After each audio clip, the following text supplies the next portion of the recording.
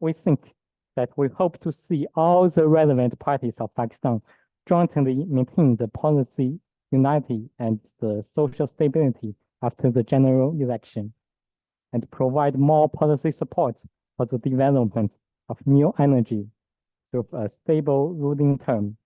And we could jointly open up a brighter future for the development of Pakistan. And the third is that the second phase of CPEC also provides a broad platform for the new energy. At the BRI Forum for International Cooperation, as Mr. Mustafa just mentioned, that President Xi made a solemn commitment to promote the 10 steps, including continually deepening the cooperation in green infrastructure, green energy, and green transportation. As a pilot project of the BRI, the construction of CPEC has also entered a new stage of high-quality development. It will adhere to the principle of high standards, sustainability, and the livelihood benefits. And we are confident that we will try to create an upgraded version of the CPEC. The second phase of the China-Pakistan Economic Corridor will be further in line with the Pakistan's green development policy and create more growth points for Pakistan's new energy fields. Ladies and gentlemen, thinking with all these important historical development opportunities, China and Pakistan should work together to promote the construction of new energy and achieve the green development. We should work together to create a good investment environment. That under the CPEC, the energy projects have made a great contribution to Pakistan's economic and society. But we also see that many energy enterprises not only face some challenges, such as overdue payments and difficulty in the reduction from foreign exchange, but they sometimes also face some smear and false reports from the outside. And from my point of view, a good investment environment and the confidence of the investor sometimes are more precious than the purse, so that China and Pakistan should jointly create a positive and healthy investment environment. And also, we need to build the CPEC with high quality. China and Pakistan should promote the CPEC construction to take the road of green and low carbon development, and better link with the Green Silk Road with the Green Pakistan Initiative. We should focus on the resource conservation and environmental production, strengthening the cooperation in the green investment, green infrastructure, and the disaster prevention, and encourage more Chinese enterprises to participate in the renewable energy projects in Pakistan, including the wind power and the photovoltaic power. And we should also work together to build a clean and beautiful world. China and Pakistan should join hand in hand to deepen international cooperation in the new energy science and technology innovation. We should promote cooperation in the new energy industrial chain in an orderly manner and build a new win-win model for green and low carbon transformation of energy. We should jointly participate in the reform of international energy governance and promote the establishment of a fair, just, and balanced global energy governance system. And ladies and gentlemen, I'm quite confident that with the joint effort of both China and Pakistan, and takes the good advantages of both the Chinese modernization and the CPEC Phase 2, and also with the wisdom with all the guests participate today, China and Pakistan could reach more achievements in the new renewable energy cooperation and make a brighter and cleaner future for our next generation. Thank you all. Shukriya. Thank you, Mr. Wang. I think your point about equitable green energy governance system is very important. And also, I think I'd like to add that when you talk about governance energy system, it's also important that China is a part of the global south and the developing country itself. It's important that the share of responsibility and burden of countries, particularly like Pakistan, should be proportionate to their carbon emissions. And because sometimes, like at the COP, we feel that we are at the same level. We are being given the same responsibility to contribute uh, as developed countries that have already undertaken industrialization and have actually used fossil fuels for their development. So yeah, I think this is something that we really need to factor into our discourse when we discuss. And we are very happy that to note that the Chinese embassy in Pakistan uh, is totally in sync with this green development mechanism. And I really think that under the auspices of the new government, we can actually see some uh, tangible way forward, tangible progress. I'd like to ask now Mr. His Excellency Ambassador Moinul Haq to talk about his topic, which is unlocking sustainable growth, collaboration for renewable energy in CPEC. Over to you, Excellency. Thank you, Mustafa. Excellencies, dear participants, ladies and gentlemen, we are living in a time when our planet Earth faces an existential threat. The specter of climate change looms large, and the threat is real. And who would know better than us in Pakistan, which year after year are facing natural disasters of humongous scale. The destruction that we had seen in the last floods, the recent floods, was a stark reminder to all those skeptics of climate change. So the seminar, I think it is very timely to talk about not only the green technology or green energy, but I think the whole set of issues which come with this the threat that we are facing of climate change.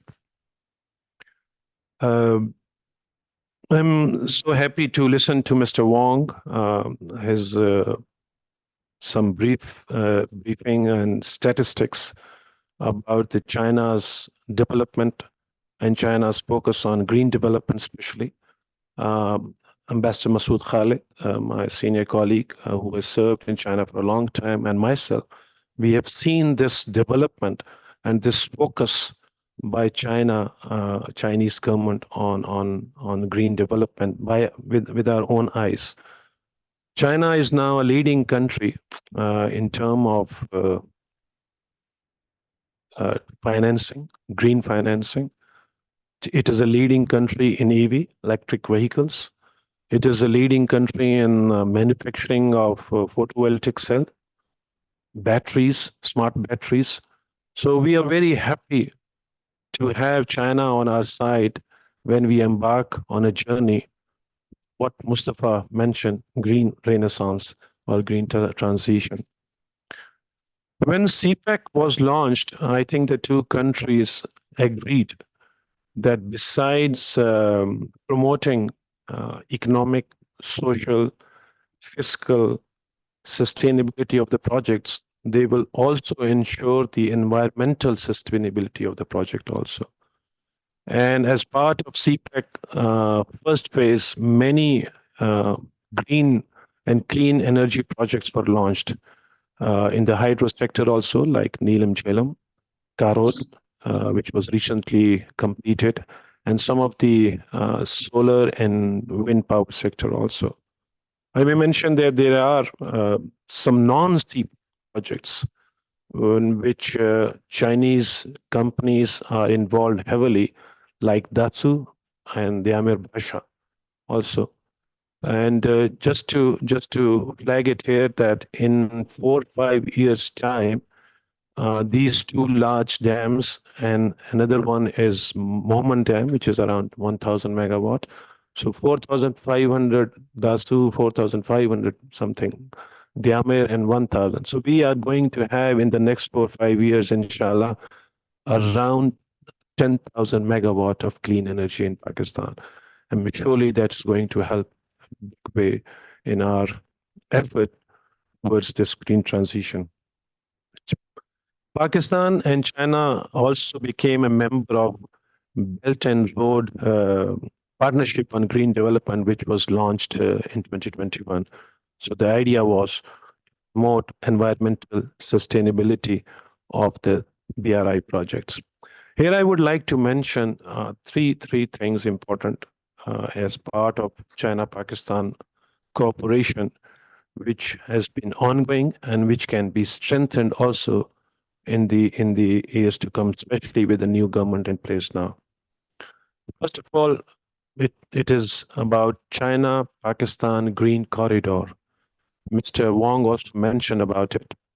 The two governments have agreed to launch this new corridor or the new concept 2 years ago, and in all the joint statements issued during the 3 prime ministerial visits to China, this was mentioned and agreed upon.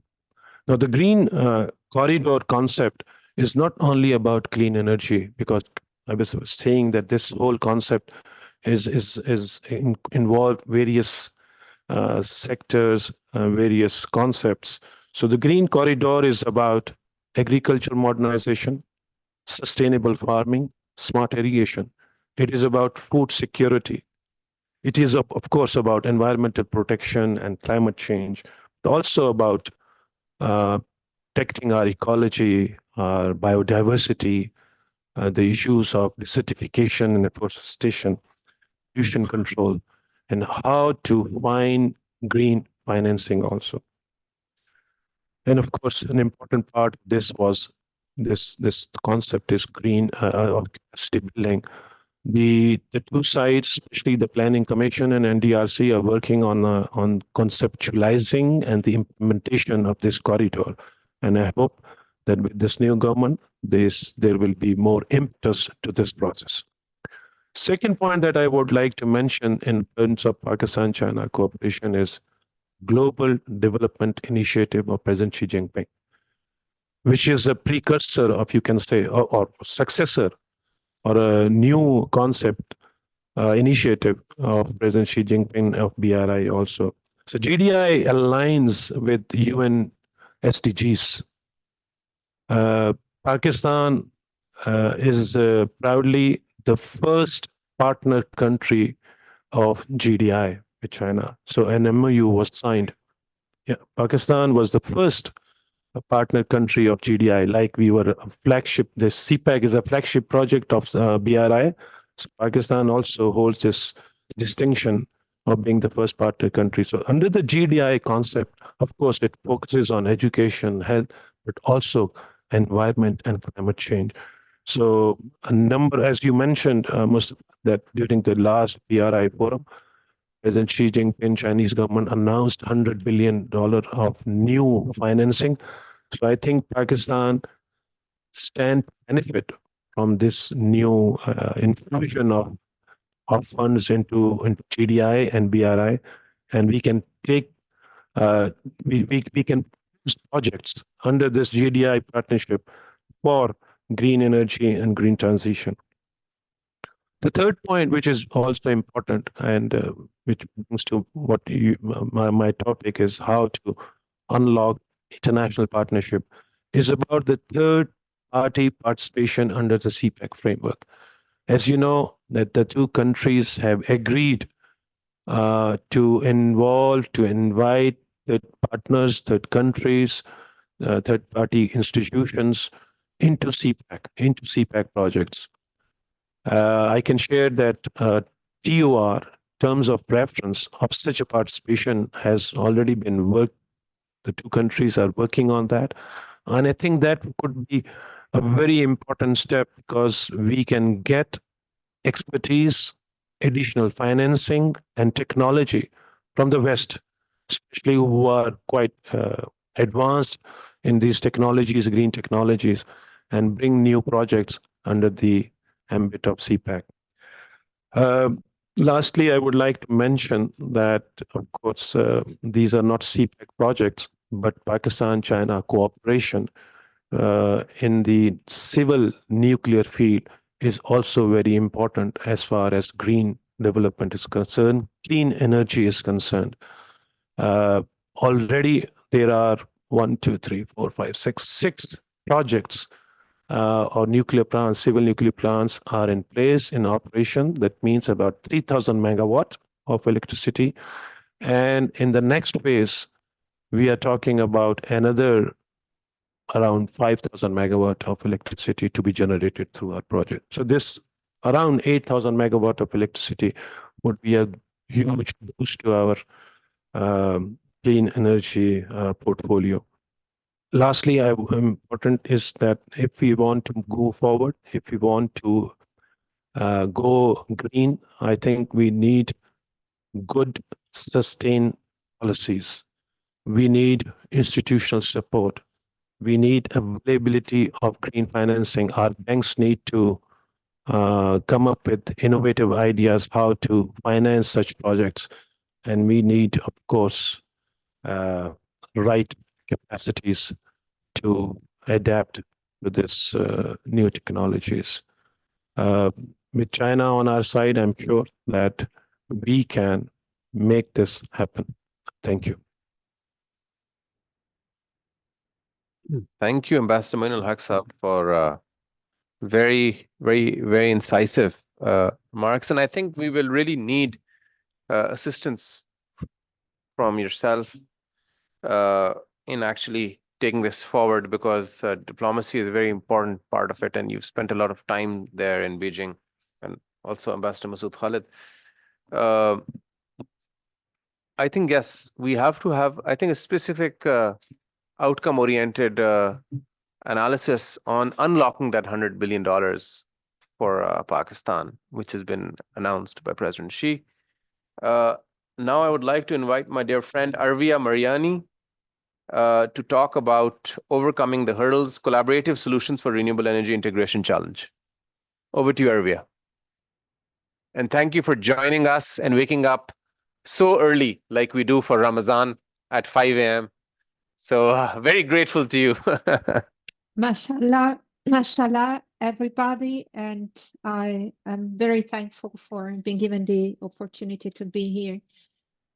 First of all, I would like to briefly consider the economic advantage, which is a game changer in terms of cost and investment opportunity for renewables and for green technologies. The representative of the Chinese embassy was speaking about the GDP growth of China.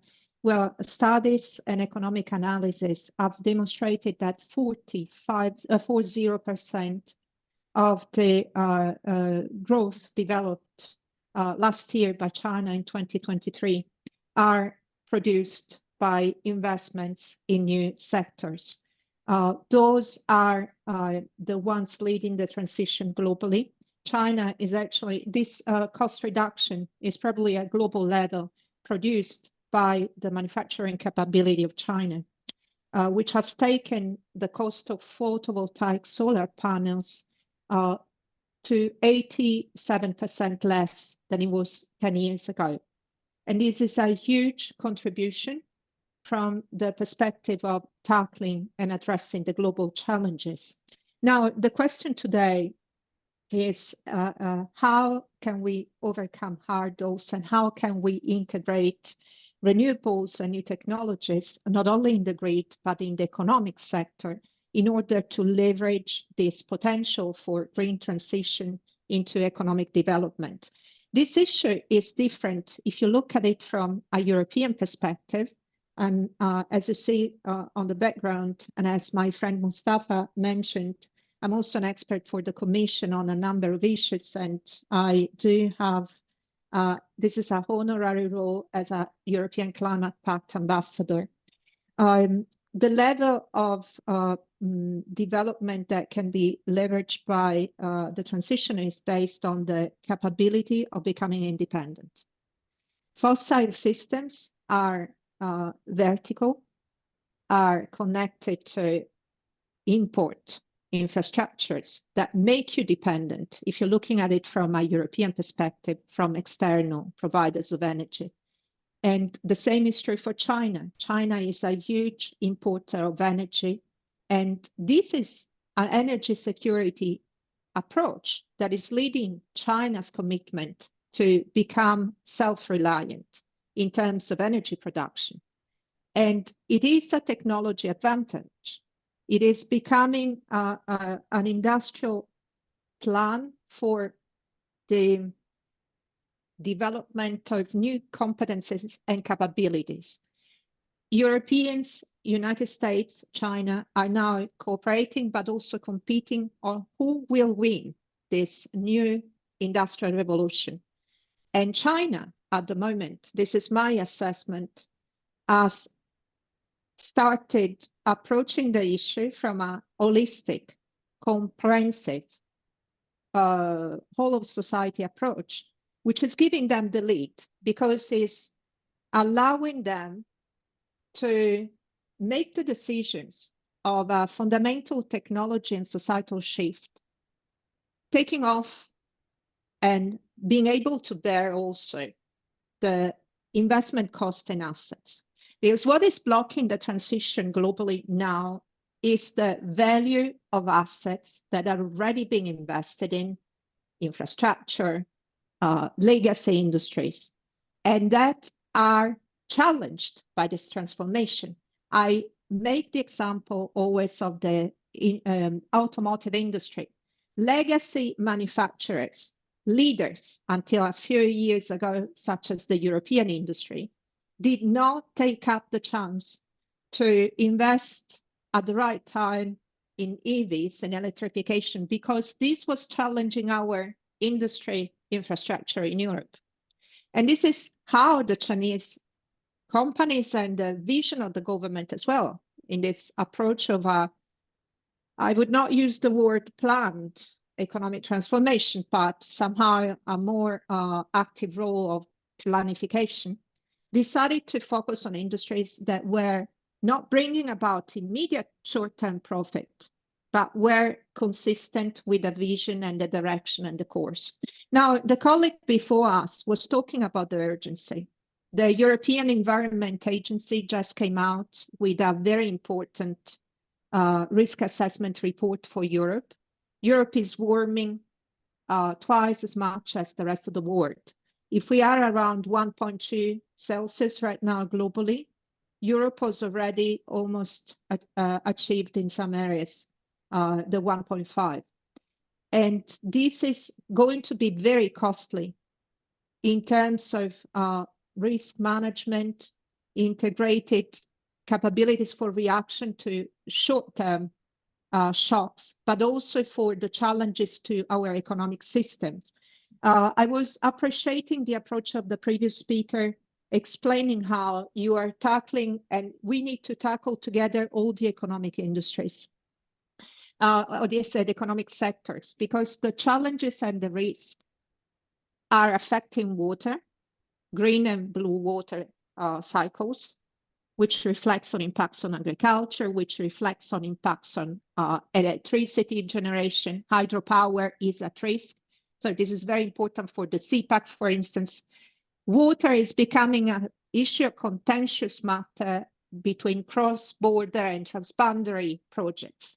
This is an issue for China as well. China is stabilizing their immense electricity grid build-up, for instance, from the Qinghai Desert, exploiting renewables, and the transmission lines that are being developed to take the electricity towards the provinces, the eastern provinces. And they're using a lot of pumped hydro as storage capability. But this also means that in many places in the world, and Southeast Asia is one of these places, and you have responsibility for one of the most sensitive areas in the world, collectively, the bordering countries, the Tibet, Sinai mountainous rings. 1,300,000,000 people depend on the water in that region. If the ice on the Himalaya melts, the whole region is going to be destabilized completely. So I have prepared a short video, 4 minutes, depicting the technology solutions and what we are doing and what is the trend. The keywords are renewable replacement, sector coupling, conversion of hydrogen for high temperature industry, related industry, or electrification, as China, for instance, is doing, taking, this means also displacing geographically capabilities, taking aluminium production from the current position in the east towards the Xinjiang region to exploit the potential of renewables. And the other thing that I would like to say very briefly to countries that are on a different level and phase of development is that the large infrastructure projects that are, for instance, dependent on the build-up of electricity grids, which are enabling infrastructure and fundamental for the uptake of electricity from renewables, and the stabilization that depends on high technology integration such as ICT, smart grids, cannot be the only solution, because there is a potential given and brought about by renewables, which is about their independency for social development. Local off-grid photovoltaic installations can be extremely powerful to leverage the potential for livelihood in isolated areas such as in the countryside, and to create potential for economic development. I was in Sindh region a couple of years ago, in some areas where it's more difficult to activate economic development. The fact that you can rely on photovoltaic independently or even build up of energy communities. Europe is changing, for instance, the legislation of the regulation of the electricity market. The same reform is happening in China, because the system, the infrastructure and technology change that is happening needs to go hand in hand with the redesign of the regulation of the markets. And a country such as Pakistan, with all the difficulties of having a heavy fossil basis, but also a regional, a very different provincial infrastructure endowments, is that you can avoid and leapfrog a phase of build-up of unnecessary technology and infrastructure, just focusing with low-cost investment for helping local communities, for instance, to access relatively cheap technologies. That will create a positive localization and spill-off of and increase, I mean, really potentially very important good effect on return on investment, instead of going for the large one. I was in the same province, that was like 3 or 4 years ago, and we went to a wind investment, a wind park investment, which was co-developed by, I think, State Grid Corporation of China. The point is, like, some of these projects in Pakistan were not thought in relation to their utilization of the, where are you going to take this green electricity? If there is no consumption potential, then it is an investment that is not coming back for you, that is not coming back for the utility. So you really have to think in terms of end usages. That's very important. And the same thing applies, for instance, for African investments. Everyone is thinking about, or Kenya is going the right direction, thinking about how do I empower my local community. Europe is moving towards decentralization and prosumers. Chinese energy studies are working towards prosumers models as well. And this is quite effective. The other thing is we need to find a different way to pay for, to build up like profit margin. Is the vertical fossil system was based on a large capex investment model. we have to start thinking in terms of OPEX, including the time factor and including the fact that investments in renewables or in general in new economy, in the green economy, are heavy in capital in the initial phase, but they do not really generate they don't have a very large operating costs throughout the process. And this is what is missing for the investors, because the investors have their justification at the moment under the current economic system, their justification based on the fact that the operating costs are very high, and then you factor those things, and then you create like the markup for the margin. So the cooperation must be also on creating new business models that are different necessarily from what we are used to. And this is a challenge. I would like to very briefly go on with that video to give an impression of where also the cooperation can be. And I'm taking ultra high voltage transmission lines, so long distance transmission lines, as a technology that has been developed in Europe by Siemens and the likes, and engineered in China over the past 10 years with large scale projects. I kindly ask our colleagues to play the video.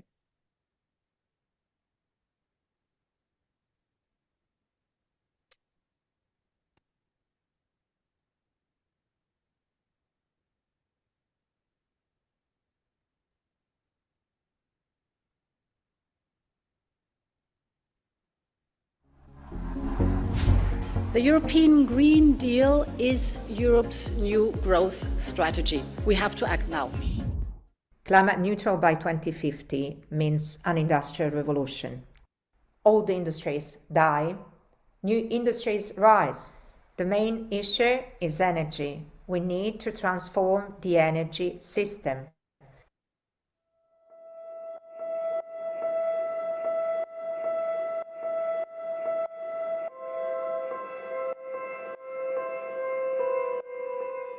China is currently deploying ultra-high voltage transmission lines.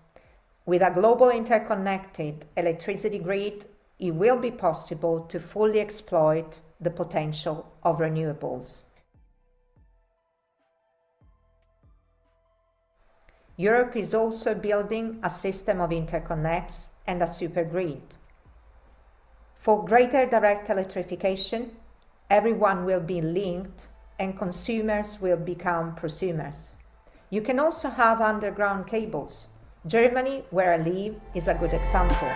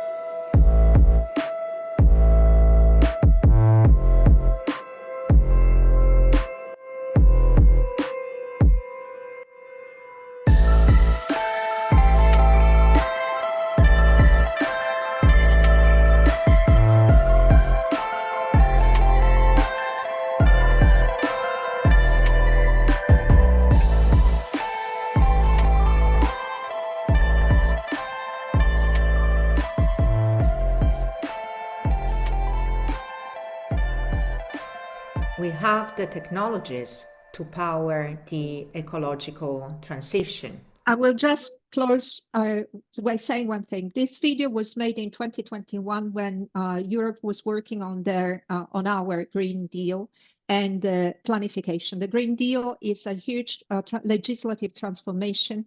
Today we got over 75 new pieces of legislation, directives, regulations, amendments that are being changing completely, rewriting or modifying the existing structure. A legislative structure that is behind the way we operate our economies. The pieces of legislation keep on arriving. Yesterday, for instance, the Parliament has approved the Building Energy Efficiency Directive, which is updating the results, the determinations, the goals of the preceding legislation. We are doing that because the Green Deal is the European NDC, the National Determined Contribution. And we need to approach this as an engineering project. And this is what the Chinese governance system is providing in general, a good example of project management for engineering realization. The energy transition is just an engineering project. And now we almost from 2021, we went on realizing large parts of what is envisioned in this video.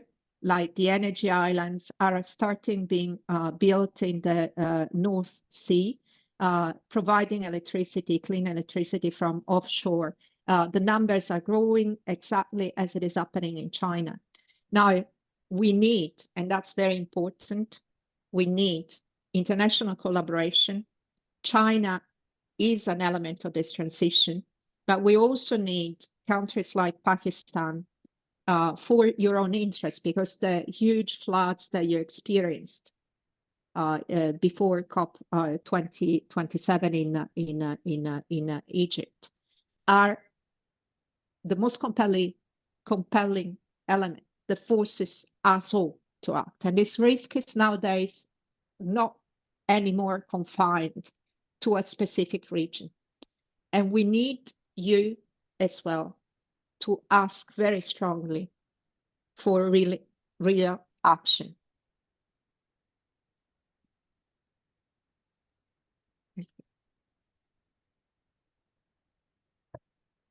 Thank you, Arvia, for this excellent presentation. And I think partners such as like yourself are very important in guiding the way forward. And the passion and the zeal that you have for action and going beyond rhetoric is something that I've always really valued and appreciated. And we would very much like for you to work more proactively with us as we proceed forward and as we actually proceed towards the new next COP, which will be in Baku. I think there's a lot that we need to do, and we really look forward to working very closely with you for that. Now I'd like to invite Mr. Wu Di, the senior analyst at the Institute of Energy, Peking University, my former alma mater. And his presentation is on renewable energy development and integration in China. Over to you, sir. Thank you. I will go ahead and share my slides first.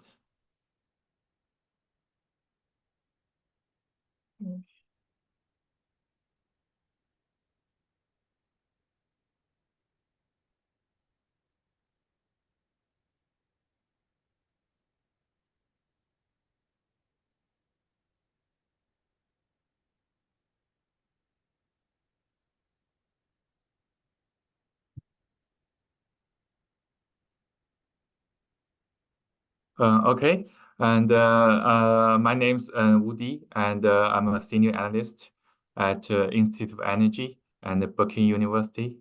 And I'm very honored to be here to give you guys a short presentation. And thank you for Pakistan China Institute for inviting me here. My specific focus is power sector transition in China, including coal power, phase out renewable energy development, and the power sector reform. Today, I will share you with some like latest situation on renewable energy development and integration in China. I hope China's experience and the lesson learned can be helpful for promoting the renewable energy integration in Pakistan and within the China-Pakistan economic corridor. China now is leading the world's renewable energy development. The total solar and wind installed capacity reached 610 gigawatts and 440 gigawatts in 2023, respectively. And 2023, last year, is a remarkable year for solar and wind development in China. In a single year, China has added over 200 gigawatts of solar and 70 gigawatts of wind.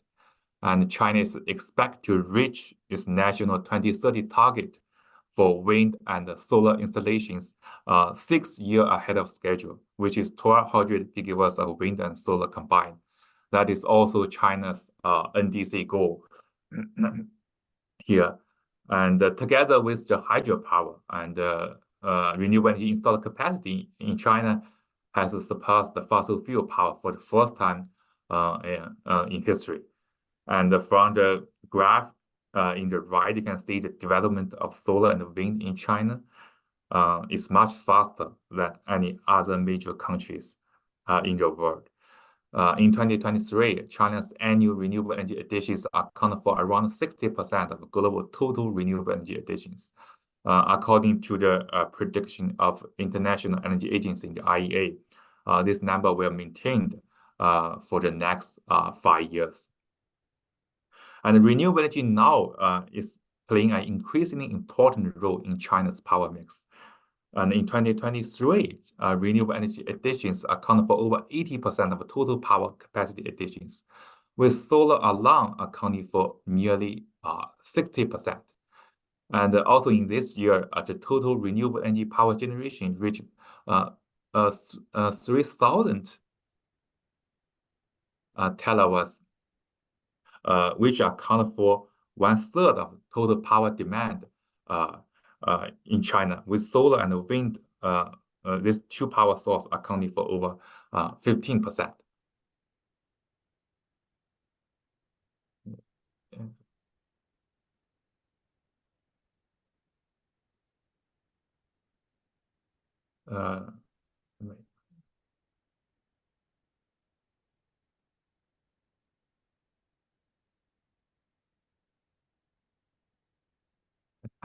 I can't see my screen now.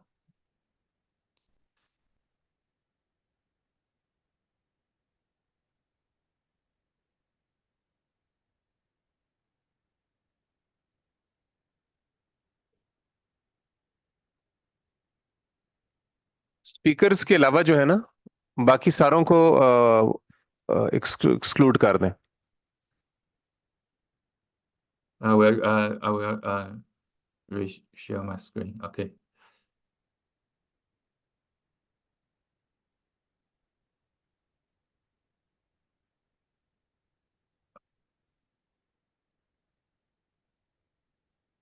So this graph shows the solar and wind curtailment rate in China. And from the graph, you can see the wind and solar curtailment in China during the past 5 years is maintained at a very low level, around 2 to 3%. But a lot of experts in China estimate that the curtailment rate maybe go up in the future. Since China has already over 1,000 gigawatts of variable renewable energy like solar and wind in the grid, renewable energy now is becoming a major challenge faced by China. According to the IEA, renewable energy penetration can be divided into 6 phases based on the VRE share in power generation. Can you see my slides now?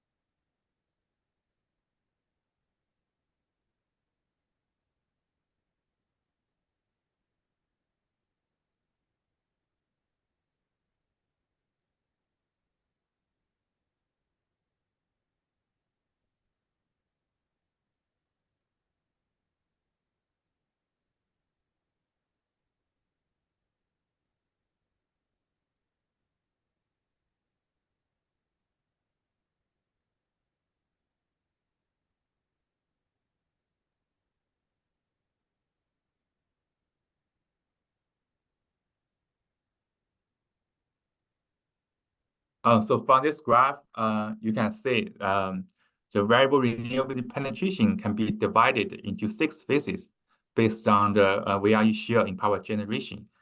And China currently has around 50% of variable renewable energy share in the power mix, which makes China currently in the phase 3.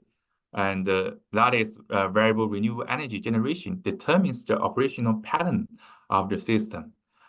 This is also the reason why we observe the dark curve of the net load, similar with California and the negative electricity price in some Chinese provinces, like Shandong. And Shandong also has so far has the country's largest solar capacity. So the rationale for the solar and the wind curtailment rate maybe go up.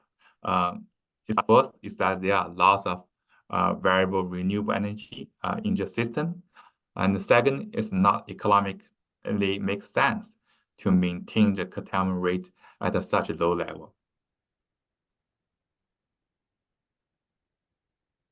And China currently is making tremendously efforts in improving power system flexibility to make the system can integrate more variable renewable energy without damaging the power supply security. On the generation side, China is conducting coal power flexible retrofitting.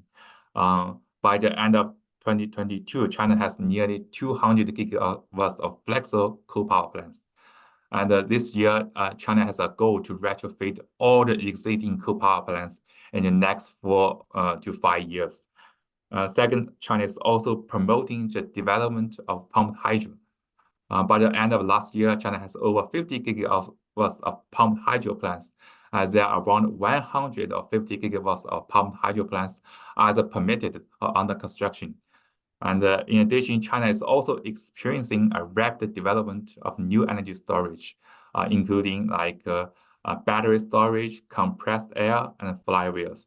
By the end of last year, China has over 30 gigawatts of new energy storage, an increase of 160% year by year. This 30 gigawatts of new energy storage has made China already miss its 2025 development goal. So on the grid side, China is building a stronger grid and want to achieve more regional cooperation. China currently has built out of 39 ultra high voltage lines, these UHV projects, to connecting the renewable energy rich regions to the demand centers, which is coast area. In terms of regional cooperation, for provinces with different load patterns, provinces each other will have a lot of potential to have regional cooperation to support each other. Below this graph, you can see that in the summertime, Hunan provinces can support Guangdong, and in the winter time, Guangdong can support Hunan.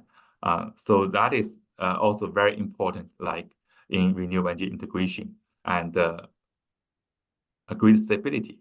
And if you take Germany as an example, variable renewable energy accounted for over 30% of German power generation, but the country does a relatively good job in renewable energy integration and grid stability.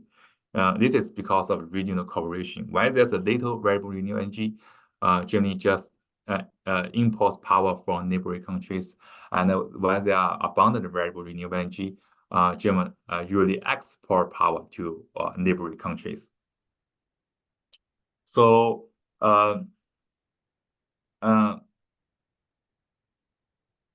China now recognized the importance of the demand side in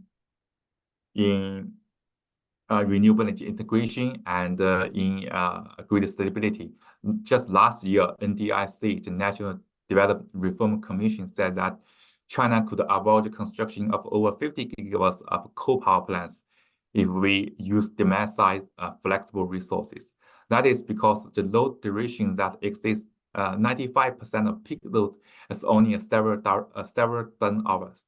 And China now has mandated all provinces the DSR ability to reach 3 to 5% of peak load by 2025.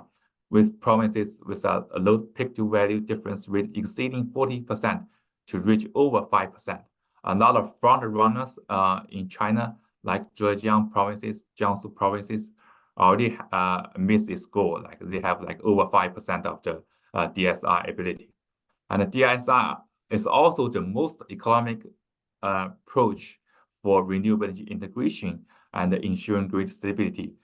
From the table, you can see a lot of research finds that DSR's annualized cost is much lower than building like new fossil plants or building like pumped hydro, even like lower than regional cooperation, because in regional cooperation, you still need to build the grid system.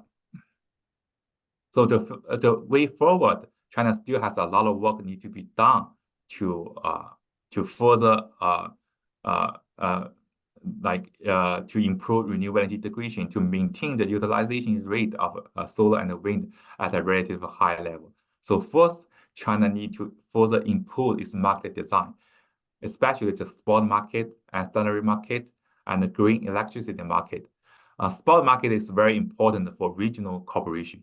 And the ancillary markets is just like provide incentives for flexible providers to give them economic incentives to support the renewables. And the green electricity markets can enable a lot of companies, especially private companies, to purchase green electricity in the market. And the second is to strengthen the construction of and the upgrade of the distribution network. This is particularly important for distributed renewable energy integration. A lot of regions and provinces in China currently halt the development of distributed renewable energy because the grid system cannot handle any more distributed renewable energy into the system. So this is particularly important for further development of DRE. The third one is to strengthen the efforts of DSR. China has a long history to recognize to put more efforts in the generation side than the demand side. So if we can have more DSR, especially to manage the AC cooling loads during the summer peak time, China can integrate more renewables and avoid the construction of coal power plants. Because in a lot of provinces like Hubei and Sichuan, the AC cooling loads can account for up to 50% of the peak load in that time. The first is to moving some power consuming industries to renewable energy rich centers. That is include heavy industry, manufacturing industry, and the data center. Last year, China issued a policy document that to encourage data centers to build in the western regions, or that is where is the renewable energy rich provinces. The last one, I think, last but not least, is to be cautious about building new coal power plants. China currently has like 100 gigawatts of coal power plants under construction, maybe another 100 gigawatts of the power plants permitted. So new coal power plants will have a low capacity factor and high financial risks because there are more and more renewable energy online. And this will cause more like stranded assets for coal power plants, as well as negatively impact the carbon peak and the carbon neutrality goals. So I think the last one is also very important, to be cautious about building any other new coal power plants in China. So that's all I have today, and thank you very much. Thank you. Thank you, sir, for your presentation. And it's very interesting to actually learn about the new power plants that China is building, and also that some of them are still fossil fuel. So I think that is also the part of the discussion here, is how we transition, because we have to have bankable solutions to transition, which are good for the investors, which is good for the host country, and which is a practical and doable format, which is win-win for both sides. So I think this is very, very critical. And I think we also need to learn so much from China, because I have had the privilege of going to Qinghai 3 months ago. And the wind power revolution there is very impressive. There's and while I was there, sir, there was a renewable energy forum that was happening, and because Qinghai has undertaken a lot of leaps and bounds on wind power generation because of the wind corridor in Qinghai, even though it's at a very high altitude. Also solar, yes, also solar. So now I would like to give the podium to my friend, Mr. Hassan Daud Butt, who will speak on harnessing the green potential of CPEC, pathways to sustainable development and environmental stewardship. Over to you, sir. Thank you very much, Mustafa and the Pakjana Institute for organizing this wonderful roundtable with the kind of expertise that is around us. I think we can share and gather a lot of good insights into how we should move forward in CPEC phase 2. We are seeing and we're living in interesting time, as Ambassador Moinul Haq highlighted also, which has actually hampered the effectiveness of the renewable energy development, impeding the accomplishment of the UN SDGs. As a response, the world is further looking with realities and perhaps trying to electrify further. And one of the key points that I witnessed in the last 3 to 5 months was the way that China and Saudi Arabia has actually moved together towards each other. And actually, in the recent Saudi-China summit that was held, $5.6 billion worth of renewable and EV business deals were made. And this is quite interesting, actually. But we also need to understand that 2013 was the greenest year for Belt and Road Initiative. And during this year, about 56% of the energy projects under BRI, around 8.61 billion, were done with solar, wind, hydro, and coal. And I have my colleague Akhil here, and he'll speak about Pakistan's vision. And I endorse what, before he speaks, I endorse what he's saying. But I think some of the points that have been highlighted by Mr. Du on the transition towards this change, I think, is quite interesting. And one of the key points that I really liked in his recommendations and the way forward of Chinese is moving the industry to areas which are RE rich. And I think Pakistan also needs to learn on this. And perhaps when we are setting up our special economic zone, we need to work on and focus on this. But ladies and gentlemen, I'll just take you back to 2013, and I would like to highlight some of the important facts which were discussed there when His Excellency was the ambassador and was quite active in terms of bridging the gap between understanding. So in 2013, when the two countries started their engagement under the Joint Working Group on Energy, the first and the foremost agenda was develop roadmaps for energy transition and to build an energy basket that can ensure energy security by using all available indigenous resources, including hydel, and to boost renewable energy generation. As at that time, we were looking at our economic growth, and based on our numbers, we thought we were lacking about 3% of our GDP growth because of lack of industry and of course, high cost of energy, which still is, but I'm just referring to 2013. So while we kept on discussing for some time in Pakistan, it was mutually agreed to develop the decarbonization plans and integrate intermittent renewables such as wind and solar while maintaining reliability. And the challenge was about the investment in that. And some of the investment took shape in forms of the renewable projects in Jampir. But when people talk about hydel projects, I wish people can go and visit the places where these hydel projects are being undertaken by Chinese. I think like Dasu, like Diamir Bhasha, even Sukhi Kanari and Moman, these, if we could visit these projects, one realizes the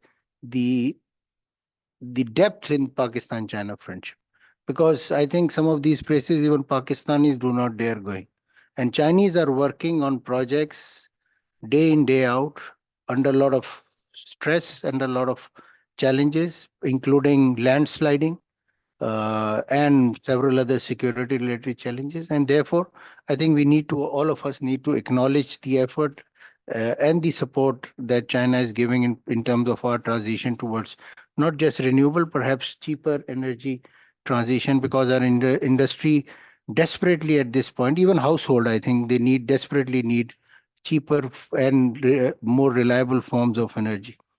And I think both things are important, because we must, and especially the policymakers must realize that this is not something which is part of a manifesto. This is basic human need. And when Mustafa spoke about just distribution of energy, and I think just distribution of wealth can also be linked to energy availability, because many areas in our country, even in the areas where these dams are being built, are without energy. So I think we need to focus more. And as Investor Moinullah highlighted, 8,000 megawatt of energy in our system is good. But is our system ready to accept that? Is our system reliable enough? Like China, they highlighted AC and DC transmission line around 5,000. Although we have done around 850 kilometers of transmission line, but I think we need to move forward towards that. And perhaps at this time today, we can do a SWOT analysis on how we should move forward. I think in terms of the first strength that Pakistan has, it is geographical location, which makes it a potential hub for energy trade. And also in terms of connecting countries which have large energy sources like Central Asia and Middle East, and connecting them to the countries which require energy like China, India, Bangladesh, even Pakistan. And I think this makes our case much stronger than what we promote. And I think since now we have understood the Chinese model, I think by 2015 we were able to understand how Chinese work on projects and how this engagement could move forward. I think we need to now work on perhaps facilitating the CPEC phase 2. The government role, I think, is in terms of policy making is good, but I think at this time we need a whole of government approach. Without that, without bureaucracy working and supporting this transition, without policymakers and even people in academia supporting this, this transition will not take shape, because this is easier said than done.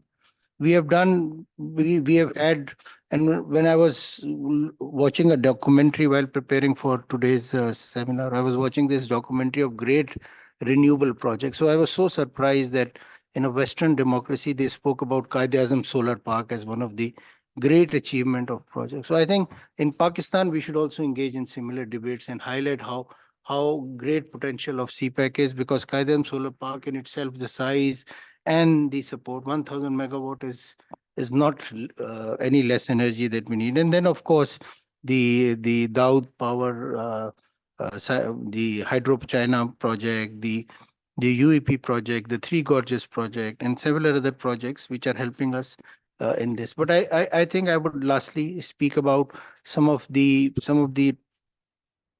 activities and interaction that we need to do.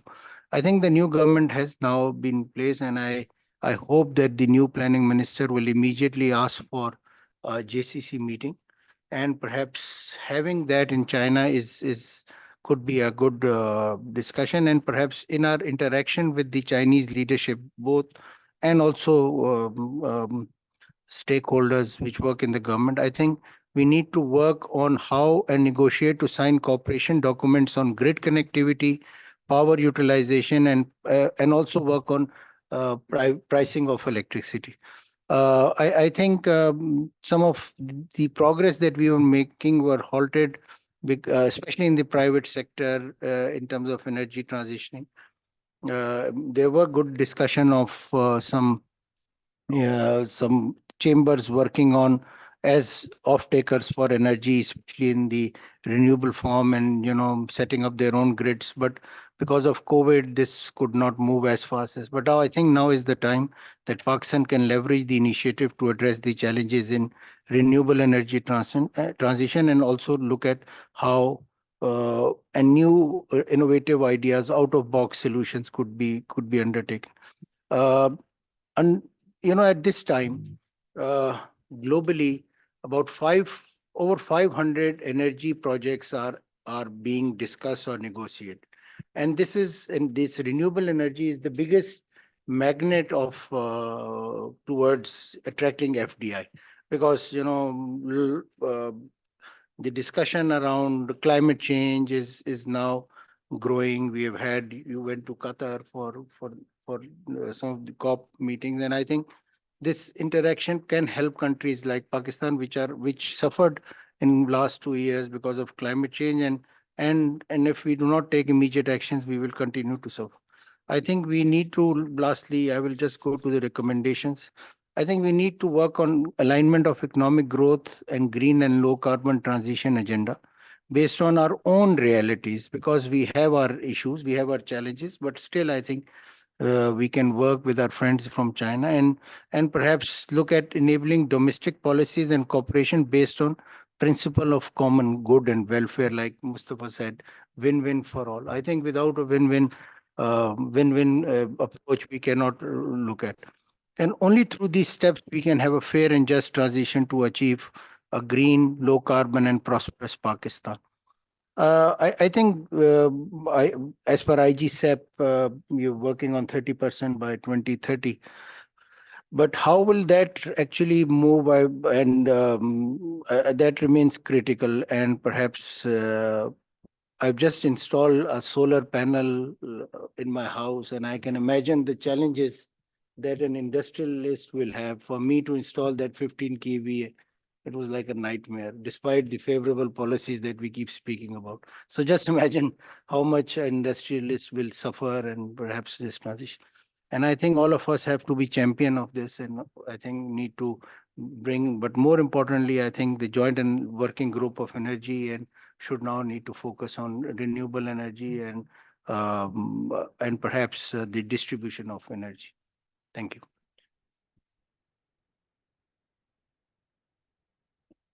Thank you, sir. I think the JCC is a very good idea. I think they definitely, I'm sure there will be a JCC as the new government has taken shape, and there's a lot to discuss and a lot to undertake collectively between both the countries. I would like to invite Ms. Hania Isad to talk about driving renewable energy integration in CPEC through collaborative investment strategies. Over to you, Hania.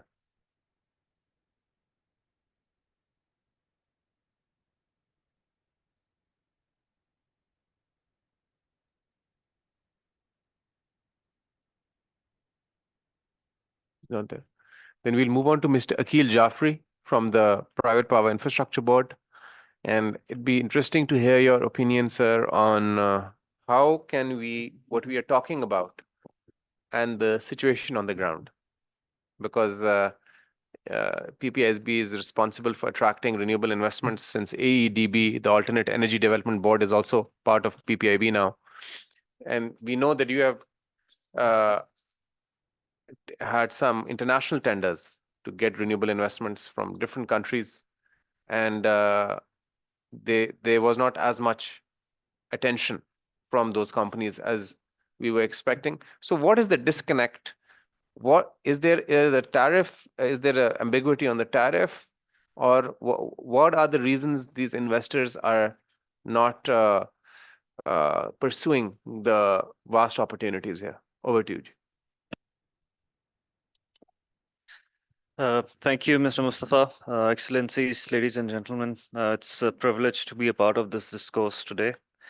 And it is, I think, the talk of the time and talk of the town, energy transition and Pakistan's energy transition, because most of the problems the government is facing with regards to its economic growth and the problems we have are linked somehow with the availability of electricity and cheap electricity, be it the private sector, the agriculture sector, or the domestic consumers. Everyone is facing the brunt of high electricity prices in the country. The government has its plan. The government is actively pursuing to ensure that we utilize to the best our available clean energy resources in order to achieve the policy goals that we have set in different policies, such as the affordable electricity for all, energy security, sustainability, and also in environmental protection. As mentioned earlier by the speakers, CPEC uh, been has played an important role in the in this critical change of bringing about change in the power sector of Pakistan and in developing of renewable energy projects. Uh, we have 800 megawatts plus of wind and solar power projects developed under CPEC, which are operational, and the solar projects developed under CPEC were the pioneering solar projects in Pakistan, and the total investment was about $1.2 billion that was made in the renewable energy sector, apart from the investment being made in the hydropower sector in Pakistan. As Daud Saab mentioned, the government has a target to achieve overall 60% share from renewables, including hydropower, by 2030, and 30% from the new technologies, wind, solar, and other renewable energy technologies, and 30% from hydropower. Right now, we stand at about 29-30% of share coming from these clean technologies. 70% is still conventional forms of power generation. But the good thing is that in our overall power mix, 61% share is coming from private power investments. And this role of share of private power investment will certainly increase in the future, because the government has a policy decision that there will be no more investment in the public sector, and all the power generation will be set up in the private sector. The IGCEP 2022 that was approved in end of 2020 talks about addition of 22 gigawatts of new capacity, primarily coming from renewables and hydro, with the wind and solar addition of about 13 gigawatts by 2031. The government has taken some initiatives like, as you mentioned, we didn't had any success in the first round of competitive bidding for the large-scale substitution solar energy projects. That was primarily linked with the issues concerning the tariff that was initially set as the benchmark tariff by NEPRA, and overall economic situation of the country before the elections, because it was hard for the investors, although we had a very good feedback from the investors. They were investors, local investors, and also foreign investors were looking forward to developing these projects. But the issue was with the availability of financing, especially at concessional or at par, at rates at par at which we have been availing financing in the past for the renewable energy projects. I think as you as you stated, that what is the disconnect?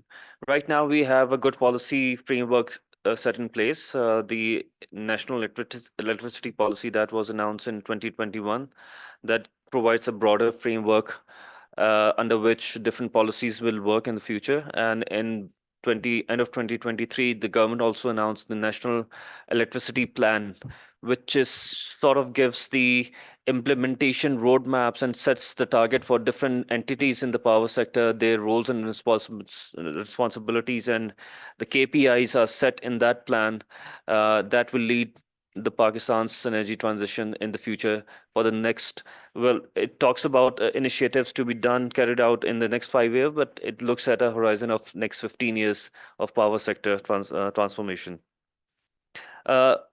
If we talk about the government is targeting that 60% share will achieve based on the IGCEP iteration, because it is a software-based analysis being done to have the least cost generation. But if we talk about achievement of SDG goals and achieving net zero carbon neutrality in the future, we need to do a lot more. UNESCAPE did a study back in 2021, the SDG roadmap for Pakistan, that it showed that in the current policy scenario, we'll be having a share of about 7% in the total final energy consumption of the country from renewables if we achieve this 60% target from renewables. In order to achieve the SDG goals, we need to add additional 13.7 gigawatts of renewable wind and solar and hydro generation by 2030-31. That will take us the total final energy consumption share of renewables to around about 24%. And that requires an additional investment of around about $14 to $15 billion alone in the generation side. One of the issues we are facing right now, and we have to, the government is also keen to overcome this issue in the short to medium term, is the availability of transmission network, the rehabilitation of the existing network, and the development of new green grid infrastructure that will be used to evacuate the power from renewables. We haven't tapped the renewable energy potential of Balochistan yet, which is far more, especially if we talk about solar and wind, compared to what we have in Punjab and Sindh. For example, the annual wind speeds in Sindh corridor, which we are exploiting right now, are in the range of 7.3 to 7.5 meter per second. But what we have in Balochistan goes up to 9 to 10 meter per second, some of the best sites in the world. Yeah, you can't just stand there. Yeah, true. But the infrastructure. That's the missing link. And if we want to develop, and that's the most western part of the country, if we want to tap that potential, we have to develop long HVDC transmission lines. And there have been a couple of studies done by World Bank in which they did the resource assessment, the locational study. They identified the potential locations for the development of renewables and also identified the way forward for tapping them. And one of the recommendations is the development of HVDC lines from Balochistan to the load centers in Punjab and Sindh in short, medium to long term. And here comes the opportunity for more collaboration with the Chinese investors and the Chinese government in this under the CPEC part 2, because and we can leverage the PPP mode, which is also available in our policy, to develop these new not only power generation facilities, but also we can develop our long distance transmission networks under PPP mode. And we have seen examples, especially in Africa, in which multiple countries have joined hands to develop the grid infrastructure for renewables in PPP mode. And when we talk about energy transition, we can't just stop on developing wind and solar resources. We have to tap other resources as well. Waste to energy is another avenue which needs to be developed, and waste to energy projects cannot be developed on pure IPP mode, and PPP mode is the most suitable mode for development of these sort of projects. Not only waste to energy, but if we talk about geothermal resources, again, pure IPP might not work for such projects. For IPP mode, which is what we are doing under the current policies. So for waste to energy and geothermal, we need to have different modes, because the prime objective of waste to energy projects is managing the waste, and energy is sort of a byproduct of such plants. So it cannot be developed in the IPP mode, and PPP mode, we have global examples available with us, is the best mode for development of these projects. Unless we plan to do it totally under the public sector, which is not possible considering the financial constraints we have. Along with that, as one of the speakers mentioned, that green hydrogen will play a significant role in the energy transition, also for Pakistan, because we have a lot of renewable energy resources available. There are technologies in the market right now in which we can use seawater directly for generation of green hydrogen without having the need to first purify the seawater and change it to clean water, drinking water for generation of green hydrogen. And some of the experts call green hydrogen as fuel of the future. It has multiple uses in different industries, across different sectors in the industrial sector, glass making, in power generation, transportation, agriculture, fertilizers. So there's also going to be a lot of export value for Pakistan if we produce green hydrogen locally. We can earn a lot of foreign exchange with the export of green hydrogen in the future. Pump storage is another avenue which is being looked after, being considered by the government, because as compared with the typical hydropower projects, pump storage has more value in the existing network of Pakistan, because it provides stability to the grid, and also acts as a peaking power plant. So the more pump storage hydro will have in our system, we can have more share of intermittent renewable resources. And the type of system we have lots of generation in south. We have lots the main demand in the north. Developing pump hydro storage in the north will provide a greater stability, and we won't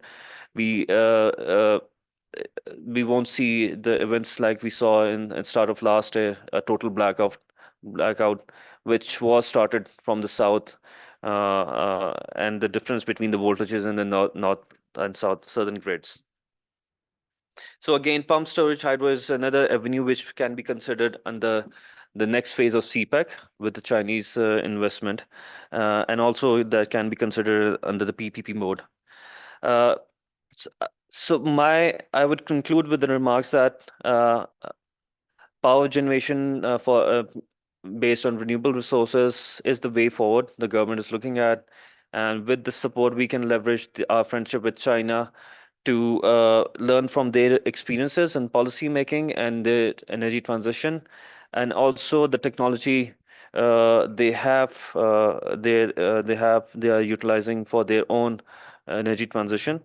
And it's not only power generation, but we need the support of the Chinese investors and Chinese government in developing grid infrastructure that can evacuate that power for the future. Thank you.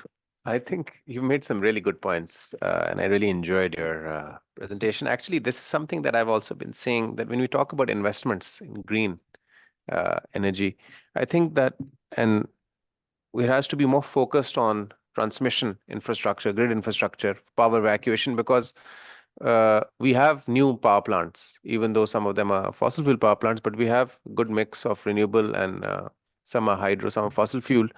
But we have not invested in transmission lines, and there are, apart from Africa, there are in Pakistan some examples of PPP and BOT transmission projects, which can actually be good bankable projects.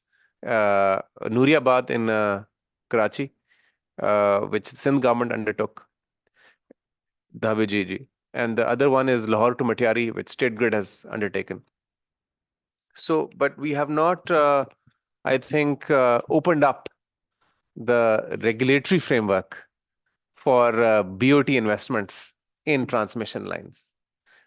We have a very clear sort of a policy for IPPs in BOT, but not in transmission. So I think if we upgrade that, that can be very, very pertinent. So, and that is something that PCI and I personally have been advocating, of upgrading our infrastructure and then talking about more power generating projects. So I think Chinese can really assist us in that. And I think if we upgrade and make that framework better also in terms of the tariffs, I think NEPRA will also have to take a lead on clarifying and upgrading the tariffs of investments in transmission, and what tariffs investors can get That'd be very interesting. Just to add one thing, you rightly mentioned that there's a need to revise our policies and upgrade them. We are already in the process of revising our transmission line policy, although that allows for investment in different modes, even in public-private partnership mode.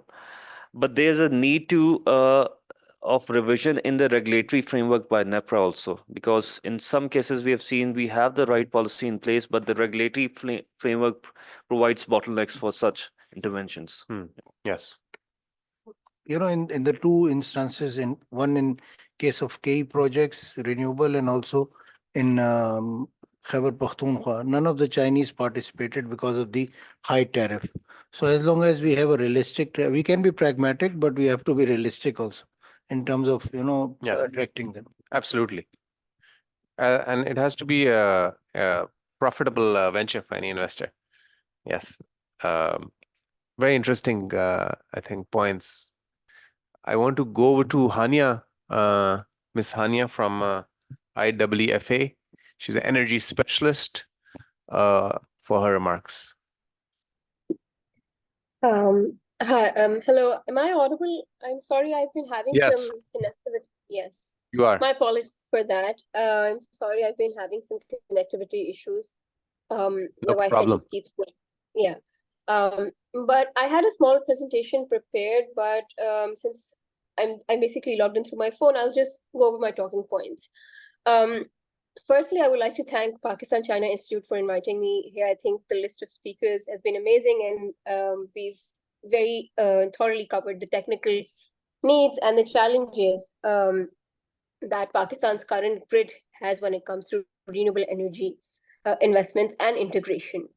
I wanted to basically speak about the financing side of things. How can we basically channel sustainable finance in order to make the plans that we have possible?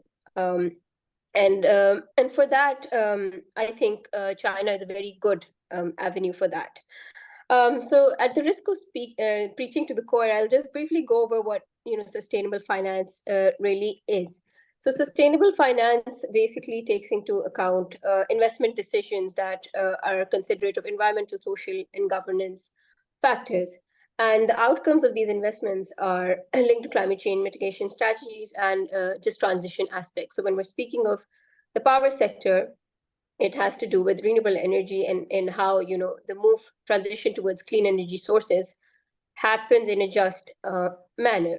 And common tools that are basically utilized for sustainable finance, they include sustainable debt-related instruments such as green bonds, green loans, and very recently we've got sustainability-linked bonds and transition bonds as well. So these are different classes of basically debt instruments that are there to reach the common goal of inducting in more renewable energy by making finance available. Moving over to the traditional CPEC model that we've seen so far. Traditionally, CPEC projects have focused more on commercial type of lending. That's the model that we've seen, and it is understood that this premium had to be paid because we were starting off a very nascent sector in Pakistan, the coal sector. It was virtually non-existent before, so premium had to be paid. And then of course we had a lot of hydro projects in there as well. About 700 megawatts of solar and wind energy is also coming online through the CPEC portfolio. So the traditional model that we followed was a commercial type of model with LIBOR benchmarked interest rates, high return on equities, and commercial loan tenors such as 10 years with Sinosure backed guarantee. So that's the traditional model that we've been following, which has a high cost of capital. In simple terms, it has a high cost of capital. Whereas when we talk about sustainable finance, I think the goal is to arrive at an arrangement which provides a lower cost of capital so that the overall cost of generation can come down and we can have a higher share of renewable energy. So interestingly, China has it has a very big sustainable debt market domestically. I think it ranks second to the United States when it comes to green bond in issuances. In 2020 alone, $120 billion worth of green bonds were issued, and the green loan market is in fact even larger. Almost $3 trillion US dollars were issued in terms of green loans. And surprisingly enough, as opposed to what we see in Western markets, in China, state-owned enterprises, they've had a very large role to play when it comes to sustainable debt issuance. So in China, almost 45% of the sustainable debt has been issued through state-owned banks, and that too at very, very affordable rates. So just as an example, in China, interest rates for sustainable debt instruments, they've been as low as 1.75%. So when we compare that to the traditional model that we have in Pakistan, I think we've been facing interest rates upwards of 7 to 8% even within the CPEC portfolio, simply because of the premium that we have to pay when it comes to the macroeconomic risk that Pakistan poses. So China has a very, very established sustainable debt market, green bonds and green loans.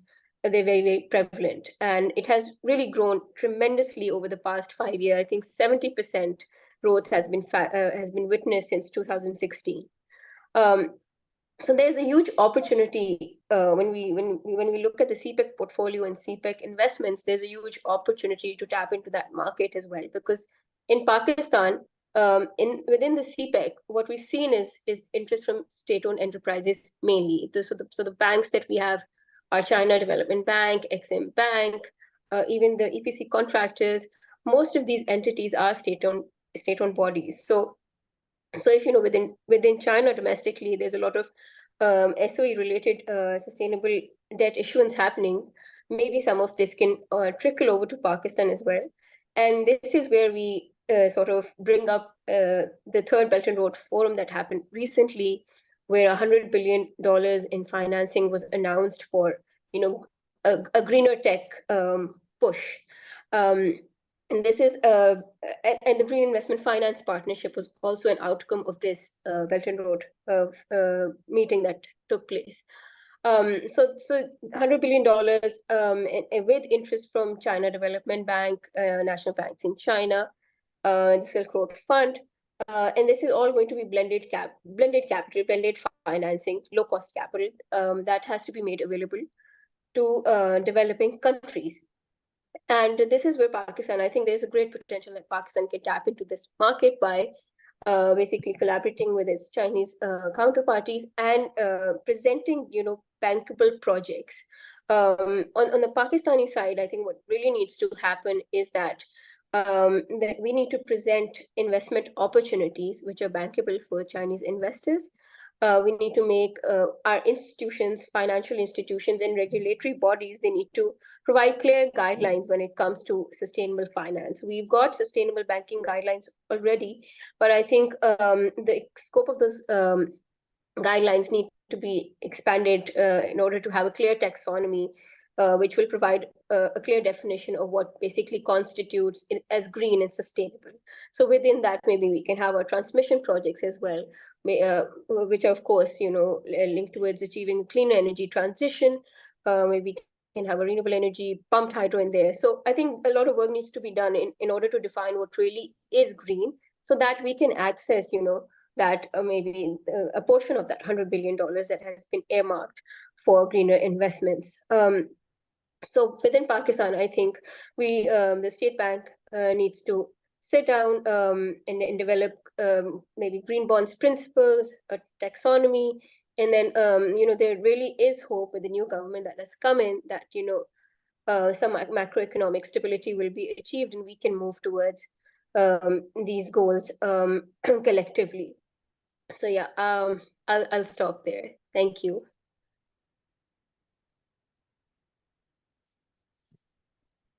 Thank you, Hania. I think very pertinent points. And I think your reference to green bonds and blended finance and green bond principles is important, because I think we haven't seen Pakistan tapping this huge ocean of green bonds which are outside of Pakistan, and if you remember, we discussed this in the last dialogue that we had, and you were a participant in that. That there is this, and in China, panda bonds have been very, very popular and very successful. So in the capital markets, investors, green bond products that we, Pakistan, can actually make and launch, particularly with the lead of the State Bank. We haven't seen that happen so far. And that is, again, a huge area of investment, which we see is an opportunity still, which we can actually take forward as we proceed. Arvia, you wanted to say something. You wanted to make a point. Over to you. Just very briefly, the point that our colleague just raised about the interest rates that factor in the macroeconomic risk for less developed countries is actually one of the issues that is on the table of the negotiations for climate finance and the reform, both of the multilateral development banks as well as the WTO. And that could be an interesting idea, for instance, for you as an institute to approach COP29 in terms of making proposals of how you can develop models for providing, together with international funding organizations, climate-related projects that include also sustainable elements such as local development. For instance, you were talking about the large investments in infrastructure, which are obviously a part of the journey that we are on, but there is also different ways to create local development and impact without having to make huge, as I was mentioning before, huge investments. And you could try to propose projects that are low investment, but also high impact in a short term for the creation, for instance, of recovery of materials. You were talking about bringing together circular models and energy. There are plenty of interesting models for you to try and develop. Yes, I think there's a lot of high impact that we can have, particularly through international partners, and I think the opportunity is there, and we need to have a focused strategy on what is the buy-in internationally. And I think sometimes we are all over the place and overly ambitious, and at the end, the net result is zilch.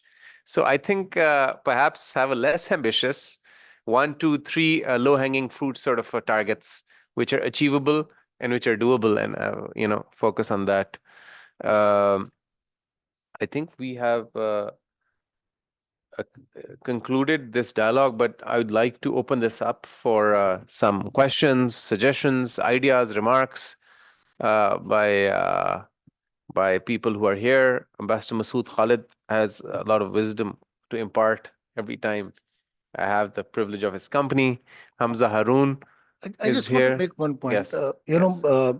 And that is gas versus electricity Hmm. and green electricity. Our capacity of using gas for domestic purposes, even for industries, is reducing by the day because the reserves are depleting.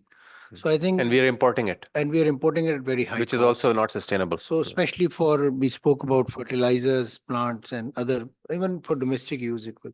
So we will have to move towards electricity. So for that to happen, I think hydrogen is one area where we should immediately work on. At least look at feasibilities at this stage through the joint working group, as you can recommend that. But also in terms of some projects, and just not just putting them for bidding under the SIFC platform is not enough. I think we need to do handholding of Chinese investors or other investors to actually learn the way that we do business and perhaps move ahead with, because it's not going, otherwise we'll keep having these round tables and there will be no impact. Certain point, but Daud Saab mentioned that we need to make a transition towards electricity, not only because we are using imported gas and local gas is subsidized and we need to move away from subsidies. But within the power sector, the main reason for the increase in electricity prices and ever increasing capacity payments is the mismatch between the summer demand and the winter demand. Because 70% of our demand comes from domestic sector and only about 15 to 20% from industrial sector, which is other way around in most of the countries. There's a continuous base demand of 50-60% of electricity in the developed countries. Most of our load comes in the summer comes from heating and cooling, for which we are using, especially for heating, we're using gas and even for cooking.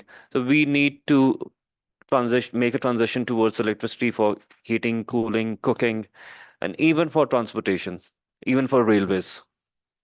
We can save our foreign exchange for import of fuels and have a stable demand that will also contribute in the reduction of electricity prices. Thank you. Ji sir, please.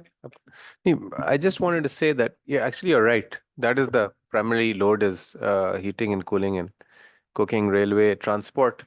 I also, Jay, I want to say that it's also important when we talk about new opportunities like green hydrogen and etc. We have to come out of this PSDP sort of syndrome जो है ना जी, या अलमिया कह लें आप, ये जो हम उसमें फंसे हैं ना कि जी वो पहले PC1 बनाए, उस वक्त तक मेरे जो बाल रह गए वो भी गिर जाएंगे. And दुनिया में, in the world we have, you know what, and of course Hassan Daud Saab, Narendra Modi, I'm not a fan of Narendra Modi, but there's a reason why India has a seat on the table, on the big boys table. They abolished the planning commission many years ago in his first term, and now he'll be coming the third term. You know, sir, he will probably win the third term. So we have to have a private sector led model, like most of the world does now, where there is these feasibilities are developed by investors. These billions of rupees which you will spend, government will spend on making feasibilities, private sector can spend it if they see that there will be money to be made in the future. They will undertake these feasibilities. So I think that primary outlook to development also needs to be changed. And I think that's very important. Yes, sir.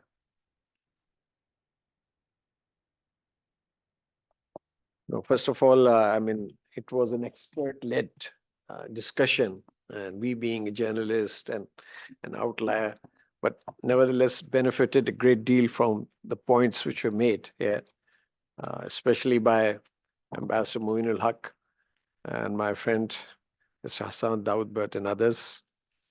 I think there is a convergence here, first of all, that we need to, go for an energy mix and diversify our dependence on the fossil fuels, gas, etc. And the good thing is that Chinese and Pakistan governments are on the same page as far as green energy is concerned and this transition, green corridor. So I think this is a very positive positive approach which the two governments have agreed upon. And now that we are in the second phase of CPEC, I think there are opportunities which need to be tapped. We did pretty well in the first phase of CPEC, yes, but I think we can also, do an exercise in lessons learned and see how can Pakistan is currently facing multiple challenges, challenge of financial constraints and an enabling environment. You made, Mr. Wang, I think, made a reference to good environment for investors. That goes without saying. An investor, a businessman will come when he finds that the market is profitable and market is secure. We provided that facility, that environment in the first phase, but I think together Pakistan and China can mutually work to see how further we can improve this climate. Now, as far as the potential is concerned, I think experts here have highlighted what we can do. We have not optimally utilized the potential which Pakistan has for renewables.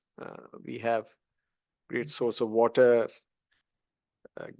solar, wind, and Balochistan terrain, which provides an ideal ground for wind power projects. So I think we need to really focus on that. It's good that government of Pakistan is thinking of producing 60% of energy from renewables by 2030, but we have to walk the talk. That's very important. I think we need to look at, the experts need to look at whether joint ventures will work. And this is a good suggestion which was made, I think, by our friend from AEB in the PPP mode. And what Mr. Mustafa said, that we need to change the mindset also.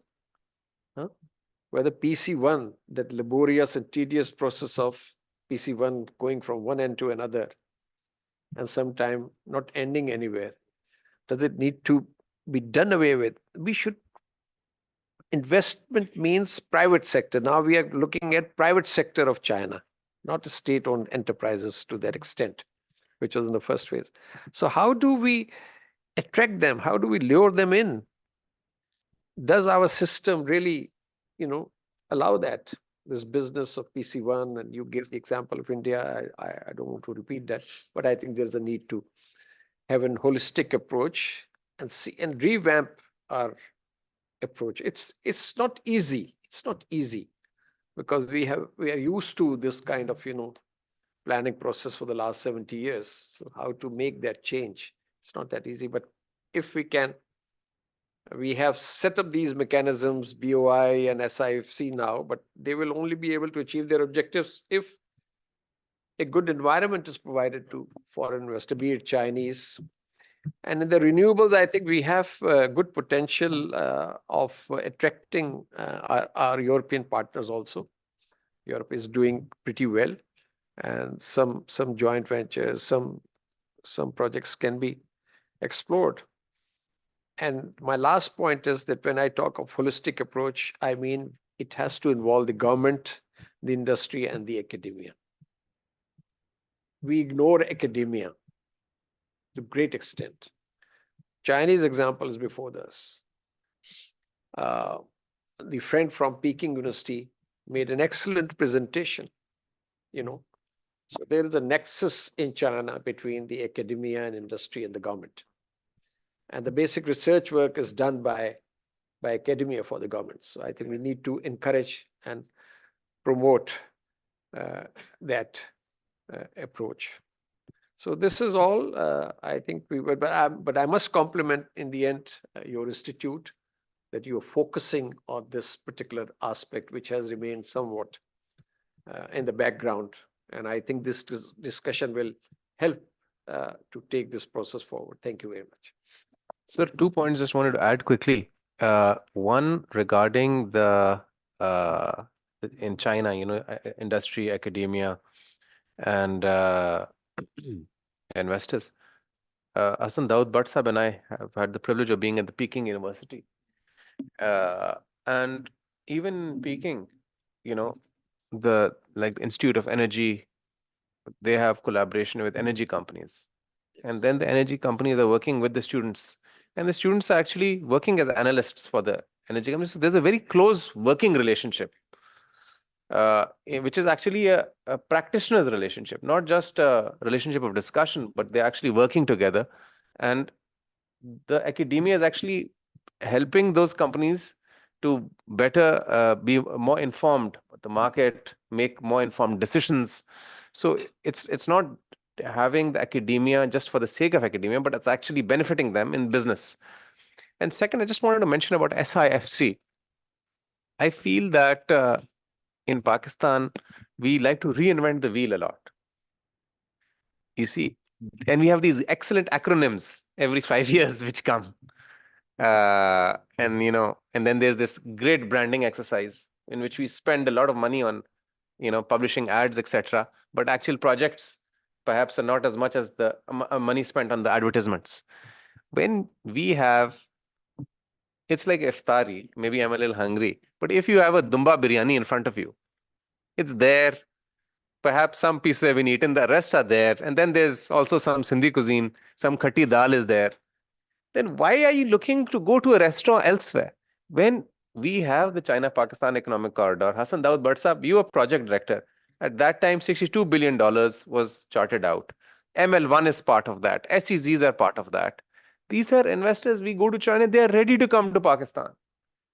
As long as you promise that you will not bomb them when they come here, because there are a lot of security alerts, they are ready to come. Why are we making alternates? And of course, and we want investment from all countries. But when there is a trajectory of investment lined up, Moinul Haq Saab has just come from there. Sir, you went to also many private companies. Zhejiang, I remember I saw on your Twitter, you went to many places. These are investments which are lined up. ML1 is $6.2 billion. So while SIFC is a great initiative, I think that when we have something right in front of us, we should link CPEC with the connectivity that is already bringing. CPEC is already linking us with Central Asia. It is already linking us with other countries in the neighborhood. So I think we should not reinvent the wheel. And secondly, just this morning I was seeing that Afghanistan has invested $35 million in Chabahar. So I mean, I don't know what more to say. But Guzarish. We have always played a very, and I don't want to go into geopolitics right now, but the relationship that we've had with the current Afghan dispensation, we've given them a lot of support. They have their families here, their safe havens here, and now they are in power. But they're investing in Chabahar. They have not invested in Gwadar. And I remember when perhaps you were at the ambassador, there was a foreign ministers meeting in Beijing. Afghanistan, Wang Yi was not state councillor then, he was foreign minister, and Shah Mahmood Qureshi. Do you remember that? Beijing always wanted to enhance to third-party cooperation. There's a joint working group headed by the foreign secretary on international cooperation in JCC. And Afghanistan, it was supposed to connect to Afghanistan, Wakhan corridor, etc. But Afghanistan government, who we always have considered as a younger brother country to Pakistan, has invested in Chabahar instead of Gwadar. And of course, Iran is also brotherly country, but I think it's time to re-examine our strategy of investment, that beyond the branding and the sloganeering, where are the tangibles? I think these are hard questions, but we need to talk about this. Was it, of course, CPEC is a mechanism which is already available, Yes. to attract investment from China. Yes, sir. But SIFC is meant to attract investment from Middle East countries, Saudi Arabia. So that is, a subtle difference. Mr. Hamza Haroon. First of all, thank you so much, Mustafa, for organizing this. Your team has done an incredible job in selecting the experts who've clearly enlightened all of us here. I'll just make a very brief point and talk about what Arvia mentioned in the very beginning of a whole of society approach. And then the Honorable Mr. Wang Sita mentioned the great achievements the state of China has made in.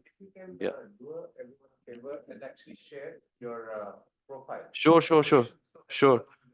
Yeah. So my name is Hamza. I'm the country head for Vulnerable 20 Climate Vulnerable Forum, which is working with 68 countries now, including Pakistan, in creating the right environment for investment strategies to promote better climate financing and to promote a prosperity plan for all these countries. So that's what we're working on. And I wanted to mention all the great things that I've heard and clearly enlightened us. And Mustafa, you mentioned how do we re-examine our investment strategy, right? Let me give you an example of 3 countries that are currently doing this: Bangladesh, Ghana, and Sri Lanka. What these countries have done in the last 4 or 5 years, they have developed a comprehensive national climate prosperity plans. These prosperity plans give a clear outline of what socio-economic indicators will be benefited, what projects need to happen, and the same discussion we're having right now, that how can we make these projects bankable? And they have addressed directly that. And let me tell you what the results are now. Bangladesh is already in conversations with international private organizations to be partners in their wind generation capacity. There's a deal that's on the table for Bangladesh right now that's worth $1.3 billion for 500 megawatt project in Bangladesh, led by private investors. And here we are discussing the great opportunity that lies within this friendship of Pakistan and China. There's $100 billion that these private investors are looking for. But yet, we are reinventing the wheel, but not re-examining exactly the way you said on what the investment strategy of Pakistan needs to be. So for me and my organization for the next couple of years, hopefully, we will be working in working with all of you, God willing, to create this national investment strategy for Pakistan. So we go and run in front of the investors and know exactly what we're asking for, why we're asking for, and how we're asking for it. That remains the disconnect, as we pointed out here as well. So hopefully we can work together in moving the needle forward. Thank you. Sir, anyone else? Commodore Sab? Assalamu alaikum. Thank you very much. And in front of experts and former ambassadors, and I especially thanks both you and former ambassador that you are talking about the academia, as I am from the Bahria University, and it's very encouraging to listen that Bahria academia should be involved. I would say only the because lot things have been covered on the very larger, on the national or the bigger investor scales. But I will urge to analyze the China's approach of the people-centric thinking and the sustainable development goals of the UN. Many Chinese project and Chinese thought process starts from benefiting the people, not benefiting the larger business and investment on billions of dollars. For this reason, the low carbon emissions and things like that, they may not be, like you were saying, they every few years we reinvent the wheel and we say take the few slogans in the market, and the carbon emissions is probably should not be the one that we should working on this by reducing the carbon emission, how it affects the people. Like we very less talk about how the CPEC affected the common people. Like if we say the SDG 6, there's it's a safe water. It provided the safe water, the fresh water in the Gawada, the desalination plant, the SDG 2, the food security, these green. If you want to talk about the solar projects, the solar panels, the farm which are fed with the water run by the solar panels are much more beneficial, especially the rice crop and the timely watering of the wheat crop, which are the staple food of this country.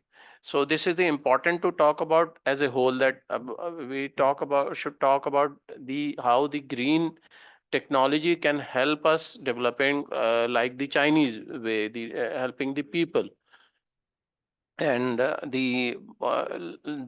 the sustainable industry, the SDG 9, because these power projects are sometimes these green energy projects that don't need the power lines, which we were transmission lines, which we're talking about. Like in Gilgit, the local hydel projects give the power to the localities and that their local development increased.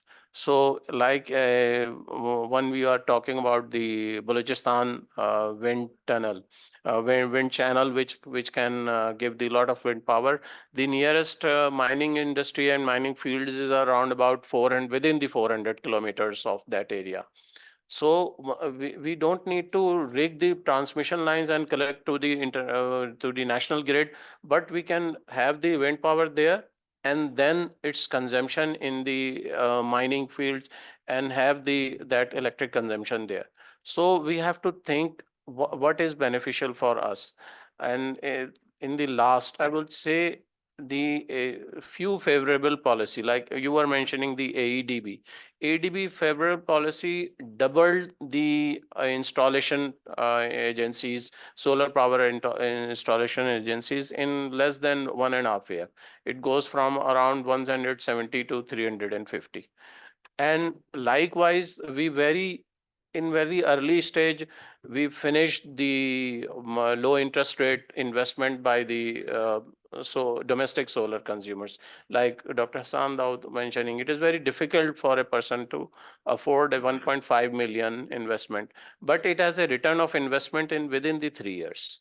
You will have to, and you will have to teach the people that now gas is no option for the domestic use. You have to use the electricity, and it is a very, very high return of investment, very, very good return of investment. So we have to educate the people. So my recommendation would be that one is that you may say the terminology use not the green power, but the green and the sustainable power, so that whole SDG competitive for the people. And then for the from few domestic people centric policies should be there. Thank you very much. Thank you, sir. Very kind. I think we've had a very exhausting dialogue, positively exhausting, and very important points. And we will have a report coming out from the key points and key takeaways and what should be done. I think that's very important. So there's a way forward. I really am very grateful for everyone to be here. And before we wrap up, so please. I'm Salahuddin Chaudhry from the Ministry of Foreign Affairs, former diplomat. I'm greatly enlightened, Mustafa Haider, by a very, very interesting discourse and debate today. I have just one question in my mind. You're all experts. I'm no expert. But like you, I'm also a human being. When I say that, I say it philosophically. With everything divorced down to the human being, what that human being is going to get from whatever projects, whatever plans, whatever ideas you dole out. We talk about PC1 today. We talk about Planning Commission. We said, these are the acronyms probably of no use today. However, these are the departments which produce 5-year plans. These 5-year plans were known the world over. South Korea, Japan, Malaysia, I was there at one point, and the Prime Minister Mahathir Mohamad said, we owe it to Pakistan for the formulation of the 5-year plan which your planning division did. We learned a lot. They went forward. Similarly, several other countries, even Sri Lanka. So what I'm trying to drive at is the human element. And at the grassroots level, I'm sorry if I offend anybody else, I don't want to. What I'm trying to say is the capacity that has to be built at the grassroots level. Hamza, you spoke very well. You said something very important. Even you mentioned at one time, we have to think just like the renewable energy. I said, let's renew our mindset. And Mustafa, you mentioned that the mindset has to be changed, or maybe a change has to be undergone for the mindset. Now, when I say that, I particularly refer to the young-centric mindset. They got to know what the government is doing, got to know what the private sector is doing, got to know what the academians are thinking and telling and talking. But this has to be conveyed to the younger people. They are the future. Climate change is going to be one of the most difficult, most dangerous things in the future. We have to think as human beings, what are we doing? You see, okay, lot of expertise. And of course, Ambassador Mulhog mentioned something very important. It's called unblocking of third-party partnership. It's very important. When it's a third party, that means people beyond the government levels, people who are not part of the academia probably, but I think from my point of view, they are the grassroots level people who have to understand, who have to be made to understand. CPEC is a wonderful idea, wonderful initiative. I say CPEC's China-Pakistan Economic Corridor, but I can also say China-Pakistan Energy Corridor. It can be said China-Pakistan Agriculture Corridor. The Chinese governments have been talking about it. And they say you have to think in terms of being a human being, the rationale.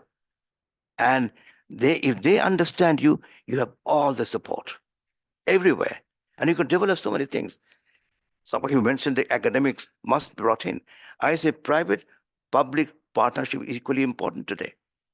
If we have to, you see, like, the universities, the colleges, the schools, and there, from our point of view, lifestyle needs to be changed at the grassroots level.